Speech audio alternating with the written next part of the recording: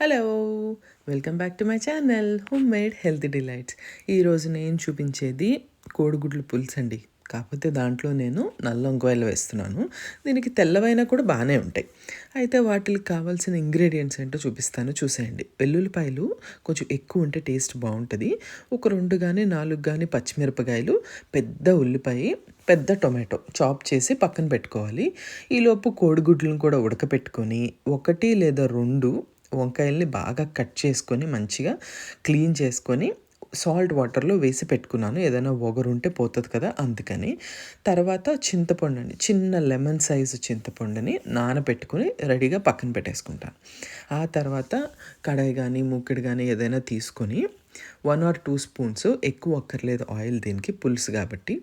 Oil heat ఎక్కినాక జీలకర్ర, ఆవాలు, కొంచెమే మెంతులు లైక్ పించ్ వేసుకొని, పచ్చిమిరపకాయలు 2-4, అది మీ కారం బట్టి వేసుకున్న తర్వాత వెల్లుల్లిపాయలు ఆల్రెడీ కట్ చేసి పెట్టుకుని ఉన్నాయి కదా, వెల్లుల్లిపాయలు ఇవన్నీ చక్కగా మనము 2 to 5 minutes పడుతుంది. ఎప్పుడైనా కూడా కర్రీ మీడియం ఫ్లేమ్ మీదే కుక్ చేయండి. హై ఫ్లేమ్ మీద కుక్ చేస్తే మాడిపోతుంది. వెల్లుల్లిపాయలు కొంచెం బ్రౌన్గా అయినాయి అన్నాక ఉల్లిపాయలు కట్ చేసి పెట్టుకున్నది వేసేయండి. వేసేసి దీనికి ఒకసారి ఫ్రై చేసుకొని, దీనికి సరిపడినంత సాల్ట్ ఇంకా పసుపు యాడ్ చేసుకొని ఒకసారి మళ్ళీ తిప్పేసుకొని దీన్ని మూత పెట్టేసి ఉడికించండి. అప్పుడు ఉల్లిపాయ చాలా ఫాస్ట్గా ఉడికిపోతుంది. బ్రౌన్గా అవ్వాల్సిన అవసరం లేదు. కొంచెం మెత్తగా, ఉల్లిపాయ మెత్తగా అయితే సరిపోతుంది.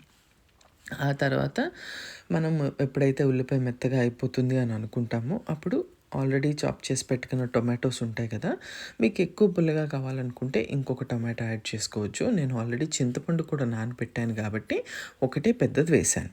దాని తర్వాత కట్ చేసి పెట్టుకున్న వంకాయ ముక్కలు అవి వేసేసుకొని, దీనికి కొంచెం ఒగరు ఉంటుంది కాబట్టి ఒక 2 to 5 minutes దీన్ని మంచిగా ఫ్రై చేసుకోండి. అప్పుడే లిడ్ పెట్టద్దు. ఫ్రై చేసుకున్న తర్వాతే దీనికి మూత పెట్టేసేయండి. మూత పెడితే వంకాయ చాలా ఫాస్ట్గా ఉడికిపోతుంది కదా, అందుకని. కాకపోతే సగం వంకాయ ఉడికింది అని అనుకున్న తర్వాత ఒక్కసారి మళ్ళీ మనం గరిటెతో తిప్పుకొని దీనికి సరిపడినంత కారం వేసుకుంటాం. ఒక 2 స్పూన్లు ఎంతో పడుతుంది. ఆల్రెడీ పచ్చిమిరపకాయ కూడా వేసాం కాబట్టి ఎక్కువ పట్టదు. కారం వేసేసుకున్న తర్వాత దీనికి అస్సలు మర్చిపోకుండా చిన్న బెల్లం ముక్క వేయండి. టేస్ట్ చాలా బాగుంటుంది పులుసు కాబట్టి. ఇంకా చింతపండు పులుసు కూడా ఆల్రెడీ రెడీగా పెట్టేసుకున్నాం కాబట్టి దాన్ని పిండేసుకుని, కొంచెం ఏమైనా వాటర్ పడతాయి అని అనుకుంటేనే వాటర్ పోయండి, లేకపోతే వద్దు. ఎందుకంటే మరీ నీళ్ళగా కూర ఉంటే టేస్ట్ బాగోదు. చింతపండు పులుసు కూడా పిండేసుకున్న తర్వాత చక్కగా దీన్ని తిప్పేసుకొని, ఆల్రెడీ ఉడికిపోయిన గుడ్లు ఉంటాయి కదా, అవి కూడా వేసుకొని చక్కగా ఘాట్లు మాత్రం పెట్టుకోండి. పులుసు లోపలికంతా వెళ్ళి టేస్ట్ చాలా బాగుంటుంది.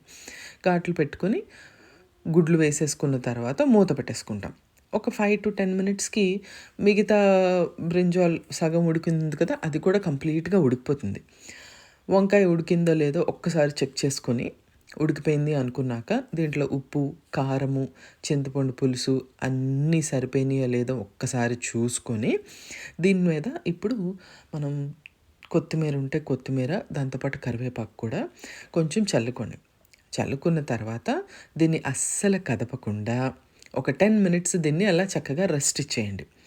రెస్ట్ ఇచ్చిన తర్వాతే వేడి దాని మీదకి వేసేసి వెంటనే తినేయద్దు, టేస్ట్ బాగోదు. పులుసు కాబట్టి అది కొంచెం ఒక 10-15 నిమిషాలు రెస్ట్ వస్తేనే దానికి టేస్ట్ చాలా బాగుంటుంది.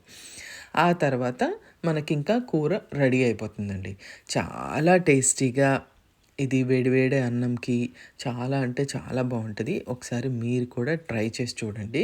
హాట్ రైస్కి అయితేనే బాగుంటుంది, చపాతీలకి రోటీలకి అంత బాగోదు. మీరు కూడా మొత్తం వీడియో చూసి ఈ రెసిపీని ట్రై చేసి నాకు కమెంట్ సెక్షన్లో చెప్పండి. Thank you so much for watching. Bye.